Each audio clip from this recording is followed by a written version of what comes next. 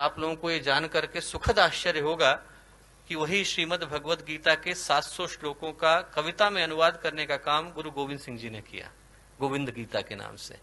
और जब आप गुरु गोविंद सिंह जी के जीवन को देखें तो ऐसा लगता है कि गीता में जो भगवान श्री कृष्ण ने योग की व्याख्या करी है वो उनके जीवन में साक्षात देखने को मिलती है। दूसरे अध्याय में जब भगवान श्री कृष्ण कहते हैं बुद्ध युक्त तो जहाती है उभय सुकृत दुष्कृते तस्माद योगा युज्वस्व योग कर्मसु कौशलम। योग कर्म का शिखर पर जाकर के उपस्थित हो जाना है। और वैसा ही जीवन गुरु गोविंद सिंह जी का था। उनके व्यक्तित्व का एक एक आयाम ऐसा लगता है जैसे हिमालय की चोटी पर जाकर के बैठ गया है।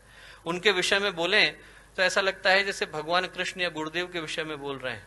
3000 के करीब पुस्तकें गुरुदेव ने लिखी, 24 गायत्री के महापुरुष चरण करे, इतना बड़ा संगठन खड़ा किया, साधक थे, संत थे, तपस्वी थे।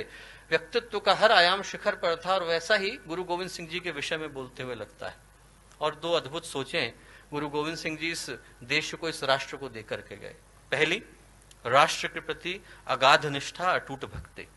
आज यदि इस देश की पश्चिमी सीमाएं इतने सारे आक्रमणों को झेलने के बाद भी बिना किसी खरोंच के खड़ी हैं दोस्तों, तो उसके लिए यहाँ की भूमि, यहाँ की मिट्टी, यहाँ की धरती, यहाँ का आकाश, यहाँ का पानी, यहाँ की वायु एक एक सिख का कर्जदार है। एक एक सिख का, खालसा का कर्जदार है, गुरु गोविंद सिंह जी का कर्जदार है।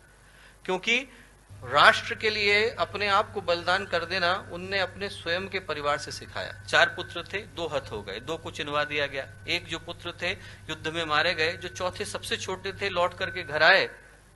गुरु गोविंद सिंह जी ने पूछा क्यों आए? बोले प्यास लगी थी। बोले वहां मैदान में शत्रुओं का लहू बह रहा है, उसी लहू से अपनी प्यास बुझाना। वापस भेज दिया। वो भी हत हो गए। 4 पुत्र मारे गए। मां का हृदय था। मां ने पूछा ये क्या कर रहे हैं? तो गुरु गोविंद सिंह जी बोले इन पुत्रन के शीस पर मार दिए सुत 4, 4 मुए तो क्या हुआ, जीवित कई हजार। हजारों पुत्र हैं मेरे, 4 गए तो क्या हुआ। ये है राष्ट्र के प्रति निष्ठा दोस्तों। एक एक खून का कतरा बहा देना, एक एक सांस को सुपुर्द कर देना, ये राष्ट्र धर्म है। धर्म वो नहीं है कि हम मंदिर में जाएं, घंटे घड़ियाल बजाएं, भगवान के कान दुखाएं।